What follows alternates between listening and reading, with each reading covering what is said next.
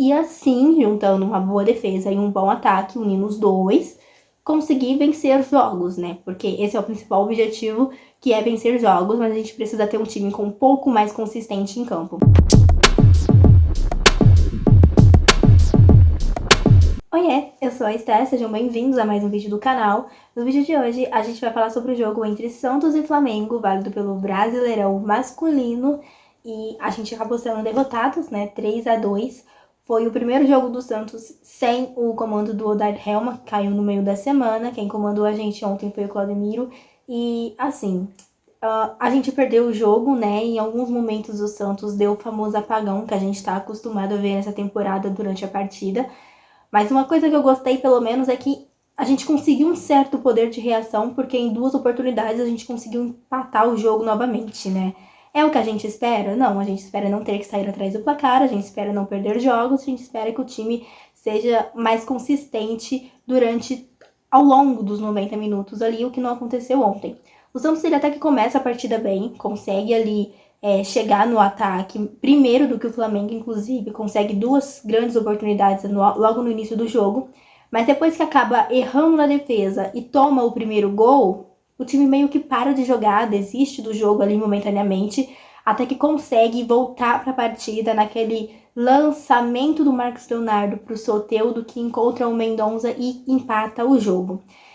Nesse meio tempo, antes do nosso empate, o Flamengo ele passa a ser melhor na partida e ter as ações do jogo ali, e depois a gente consegue esse empate. O primeiro tempo termina, então, 1-1, e na volta do intervalo, o Flamengo mais uma vez sai na frente do marcador, né? Os 2 gols, o do Santos e o do Flamengo, aconteceram bem no início do jogo ali, e depois desse empate do Flamengo, o Santos mais uma vez mostra um poder de reação e consegue empatar o jogo de novo, dessa vez com o Rodrigo Fernandes, num rebote. Só que não dá muito tempo ali, o Flamengo faz o terceiro, então a gente não consegue nem alimentar uma esperança de tentar virar o jogo, porque o Santos faz os gols de empate e volta a parar de jogar tecnicamente ali, né?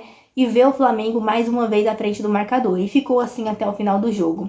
O nosso treinador ontem, ele até tentou mexer no time, fez algumas modificações, né? Tirou o Lucas Lima, que não estava jogando bem, colocou o Luan Dias, colocou o Ângelo também, que entrou muito bem na partida. E a gente viu uma movimentação melhor ali com a entrada do Ângelo. A gente viu que o Marcos Leonardo foi um pouco mais acionado. O Ângelo e o Marcos Leonardo, eles sempre trabalham melhores juntos ali, né? A gente já tinha visto isso acontecer algumas vezes quando o Ângelo estava em campo, né? Mas ele acabou saindo, perdendo a titularidade pro Mendonça, inclusive, por conta de que não estava vivendo um bom momento. Mas a gente sabe que o Ângelo, quando entra no segundo tempo, muitas vezes ele acaba sendo um jogador muito importante para o Santos pelas pontas. E ontem ele foi esse jogador importante, ele conseguiu construir algumas boas jogadas pelo lado ali. A gente viu ele trabalhando bem com o Marcos Leonardo lá na frente, que não vem assim, sendo tão acionado assim no primeiro tempo. O Marcos Leonardo sempre fica muito isolado nos jogos do Santos, e isso acaba, enfim, matando ali o centroavante, né, que acaba tendo que jogar sozinho. Como eu disse pra vocês no primeiro gol do Santos, o primeiro passe ali do Marcos Leonardo parte do Marcos Leonardo pro Soteldo, e quando chega lá na frente, o Marcos Leonardo tá tentando chegar na área ainda. Por quê? Porque ele estava lá atrás, começando uma jogada. Então, enfim, fica muito complicado a gente querer pegar no pé do Marcos Leonardo também, justamente por esse motivo. A questão maior é que a gente vê o Santos não conseguindo ter uma constância durante um jogo. Eu sei que eu falo muito pra vocês de constância durante uma temporada, mas pensando só no jogo de ontem, a gente não consegue ver o Santos tendo uma constância durante o jogo. Eu sei que a gente tá passando agora por essa transição de treinador, né, saindo do Odair para entrar no trabalho do Paulo Turra nessa próxima semana já, só que ainda assim a gente tem que pensar que no momento que a gente tá na temporada, a gente não tem mais tempo para teste, a gente não tem tempo mais para erros, a gente tem que acertar e acertar. Infelizmente, o nosso tempo tá curto, não tem como testar muito ali. Então, o Paulo Turra vai ter uma missão bem difícil pela frente, mas ele precisa tentar acertar esse time o quanto antes. Eu gostei das substituições de ontem, porque colocou em campo jogadores que podem ter mais oportunidades na mão do Paulo Turra, né? Como, por exemplo, o Luan Dias. Eu gostei da entrada do Luan Dias ontem, eu achei que ele entrou no jogo e foi muito participativo e conseguiu ser melhor do que o Lucas Lima, porque ontem o Lucas Lima ele não foi tão bem assim na partida, né? Então eu gostei disso. A gente pode tentar dar mais oportunidades, por exemplo, pro Miguelito, que acabou sumindo na mão do Odair, né? Não estava sendo mais relacionado para os jogos. E o Miguelito é um jogador que pode agregar bastante no elenco do Santos, ali no principal. Então, trazer o Miguelito de volta ao time, não tô nem falando de titularidade, tá, gente? Tô falando pra compor elenco mesmo. E eu acho que seria uma boa. Um outro jogador que eu também gostei, que entrou ontem, que entrou bem, foi o Sandri, né? Ele entrou e a gente já viu que... Eu gosto do Sandri porque ele é um volante ali que tem uma qualidade muito boa no passe. A gente viu em alguns momentos do segundo tempo que muitas das invertidas de bola e de algumas construções de jogada surgiram dos pés do Sandri. Então, o Sandri, ele agrega tanto defensivamente quanto nessa parte da criação de jogadas. Então, eu gostei bastante dele ali no meio campo do Santos no segundo tempo. Mas, de qualquer forma, se a gente for parar pra pensar, o resultado de ontem foi esses 3-2, os 3 gols. Eu falei dos gols do Santos, deixa eu falar rapidinho sobre os gols do Flamengo. Porque todos os gols que o Flamengo fez na gente ontem foram erros diretos do Santos, né? A cabeçada do Joaquim no primeiro gol que não deu muito certo e acabou sobrando pro Everton pegar ali de primeira. Foi a primeira finalização do Flamengo no jogo, eu acho, naquele momento, no gol do Cebolinha. E, enfim, eles marcaram, né? O primeiro gol do jogo desse jeito, num erro nosso. O segundo erro ali também, o segundo gol do Flamengo também, naquele cruzamento onde o cara sobe sozinho ali e cabeceia pro gol.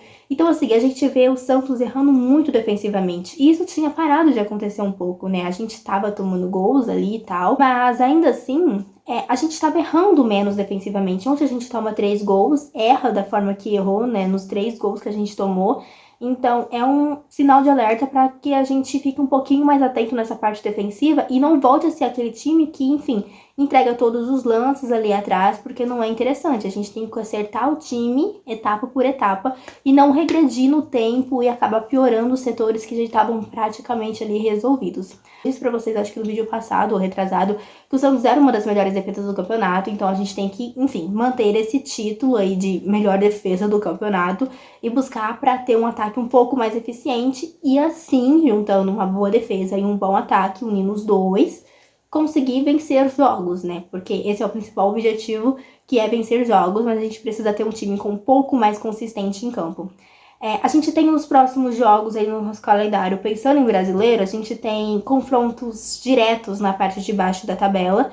E a gente tem que aproveitar bem esses jogos, esses 2 próximos jogos que a gente vai ter no brasileiro, para conseguir dar salto na tabela e, enfim, afastar de vez esse fantasma ali do Z4. A gente tá a 2 pontos do Z4. Então, vencer jogos nesse momento tão importante agora do campeonato é muito interessante. A gente tem no meio da semana um jogo contra o Blooming, que não vale absolutamente nada pra gente.